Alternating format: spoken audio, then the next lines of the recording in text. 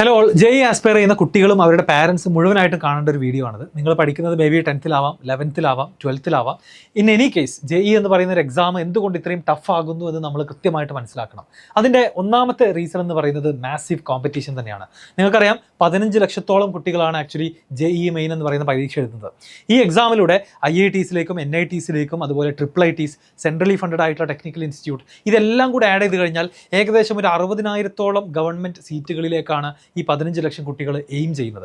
അതുകൊണ്ട് തന്നെ നമുക്ക് പറയാൻ പറ്റും നിയർലി ഒരു 4% മാക്സിമം പോയാൽ ഒരു 4% കുട്ടികൾക്ക് മാത്രമേ ഈ എക്സാം ക്രാക്ക് ചെയ്തിട്ട് ഏതെങ്കിലും ഒരു കോളേജിലേക്ക് അഡ്മിഷൻ കിട്ടുകയുള്ളൂ. ഈ ഒരു കോമ്പറ്റീഷൻ തന്നെയാണ് നമ്മൾ സ്കൂൾ എക്സാമുമായിട്ട് കമ്പയർ ചെയ്ത് നോക്കുന്ന സമയത്ത് ജെഇ എന്ന് പറയുന്ന എക്സാമിനെ ടഫ് ആക്കുന്നതിൽ ഏറ്റവും പ്രധാനപ്പെട്ട കാരണം. രണ്ടാമത്തത്, ഈ ഒരു എക്സാമിൻ്റെ സിലബസ് എന്ന് പറയുന്നത് വളരെ വാസ്റ്റ് ആണ്. അതായത് +1 +2 2 വർഷം കൊണ്ട് പഠിക്കുന്ന ഫിസിക്സ്, കെമിസ്ട്രി, മാത്തമാറ്റിക്സ്, ടോട്ടൽ ഒരു 80 to 85 ചാപ്റ്റേഴ്സോളം വരുന്ന സിലബസ് ആണ് നമ്മൾ ഈ ഒരു സിംഗിൾ എക്സാമിൽ എഴുതാൻ പോകുന്നത്. ജെഇ മെയിൻ്റെ എക്സാമ്പിൾ പറയുകയാണെന്നുണ്ടെങ്കിൽ 75 ക്വസ്റ്റ്യൻസ് ആണുള്ളത്. പഠിക്കാൻ നമുക്ക് മോർ ദാൻ 80 ചാപ്റ്റേഴ്സ് ഉണ്ട്. അപ്പോൾ നമ്മൾ മുഴുവൻ സിലബസ് പഠിച്ചു പോയാലും ചിലപ്പോൾ ചില ചാപ്റ്റേഴ്സിൽ നിന്ന് ക്വസ്റ്റ്യൻസ് വന്നില്ലെന്ന് തന്നെ വരാം. എന്നാൽ സ്കൂളിൽ നമ്മളൊരു സിംഗിൾ സബ്ജക്റ്റ് എഴുതാൻ പോവുകയാണെങ്കിൽ നമുക്കറിയാം എല്ലാ ചാപ്റ്റേഴ്സിൽ നിന്നും ഒരുപാട് ഏരിയാസിൽ നിന്നും ക്വസ്റ്റ്യൻസ് വരാറുണ്ട്. കാരണം ആ ഒരു 2.5 hours നമ്മൾ ആ ഒരു സബ്ജക്റ്റ് മാത്രം എഴുതിയാൽ മതി. ഇവിടെ 3 മണിക്കൂർ കൊണ്ട് നമ്മൾ 3 സബ്ജക്റ്റ്, അതും 2 വർഷത്തെ സിലബസ് ആണ് പഠിച്ചു പോയി എഴുതേണ്ടത് എന്നുള്ളത് തന്നെയാണ് രണ്ടാമത്തെ റീസൺ. മൂന്നാമത്തത്, വർഷങ്ങളായിട്ട് മാറിക്കൊണ്ടിരിക്കുന്ന ഈ ഒരു എക്സാമിൻ്റെ പാറ്റേണും അതിൽ വരുന്ന ക്വസ്റ്റ്യൻസിൻ്റെ ഒരു നേച്ചറും തന്നെയാണ്.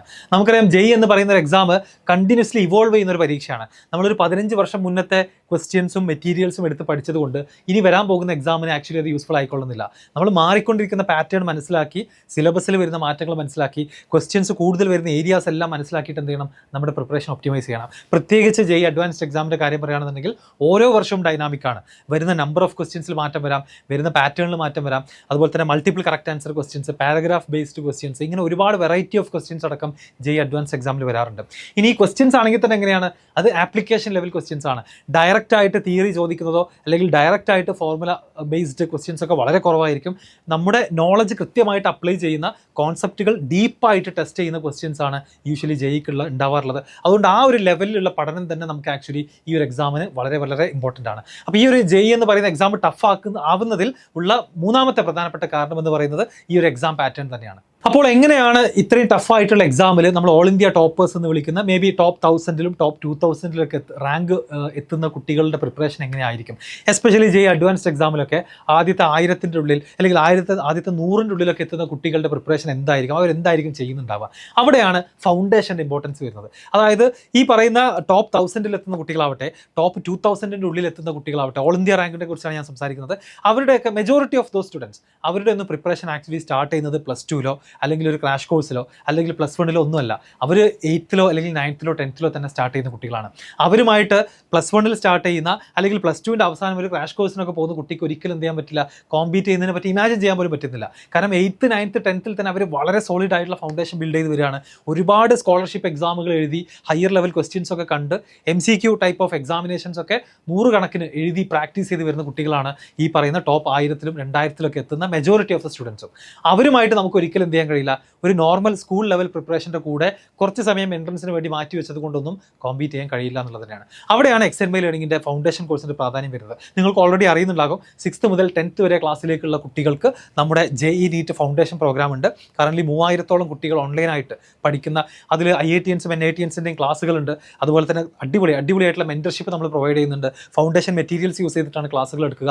ഇതെല്ലാം ഓൺലൈനായിട്ട് കൊടുക്കുന്ന ഒരു ബ്ലെൻഡഡ് ലേണിംഗ് മെത്തേഡാണ് നമ്മൾ ആക്ച്വലി യൂസ് ചെയ്യുന്നത്.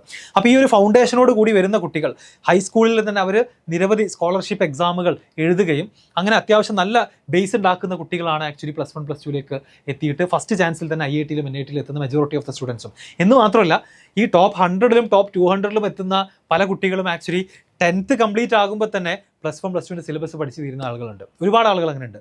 +1 +2-ൻ്റെ സിലബസ് അവർ 10th ക്ലാസ്സിൽ തന്നെ പഠിച്ച് തീരുകയും നിരവധി ഒളിമ്പ്യാഡുകളടക്കം മേ ബി നമ്മുടെ ഗവൺമെൻറ് കണ്ടക്ട് ചെയ്യുന്ന മാത്തമാറ്റിക്സ് ഒളിമ്പ്യാഡും അതുപോലെ തന്നെ ഫിസിക്സ്, കെമിസ്ട്രി, ബയോളജി ഒളിമ്പ്യാഡുകളടക്കം അസ്ട്രോണമി ഒളിമ്പ്യാഡുകളടക്കം അറ്റൻഡ് ചെയ്യുന്ന സ്റ്റുഡൻസ് ആണ് ഇവർ ഈ ഒളിമ്പ്യാഡ് ലെവലിൽ വരെ പഠിച്ച് അത്രയും ഉയർന്ന ലെവലിൽ ക്വസ്റ്റ്യൻസ് ഒക്കെ ചെയ്തു വരുന്ന ആളുകളാണ്. ഇവർക്ക് 11th and 12th എന്താ പണിയെന്ന് ചോദിച്ചു കഴിഞ്ഞാൽ ഇതുപോലത്തെ ഒളിമ്പ്യാഡ്സ് അറ്റൻഡ് ചെയ്യുക, ഹയർ ലെവൽ ക്വസ്റ്റ്യൻസ് ചെയ്യുക. ഇപ്പോൾ ഫിസിക്സിലാണെന്നുണ്ടെങ്കിൽ ഈ ഇറിഡോ പോലുള്ള ബുക്കുകളെല്ലാം ചെയ്ത് തീർക്കുക. കാരണം HC വർമ്മ പോലുള്ള ബുക്കൊക്കെ അവർ 10th തന്നെ തീർത്തിട്ടുണ്ടാകും. അപ്പോൾ പിന്നെ അതിനെ മുകളിലേക്ക് പോകുക എന്നുള്ളത് മാത്രമാണ് അവർക്ക് ചെയ്യാൻ ബാക്കിയുള്ളത്. അപ്പോൾ അങ്ങനത്തെ കുട്ടികളാണ് ആക്ച്വലി ടോപ്പ് 100-ലും 200-ലും 300-ലൊക്കെ എത്തുന്നതിൽ മെജോറിറ്റി ഓഫ് ദ സ്റ്റുഡൻസും. എസ്പെഷ്യലി അഡ്വാൻസ്ഡ് എക്സാമിൻ്റെ കാര്യമാണ് ഞാൻ പറയുന്നത്.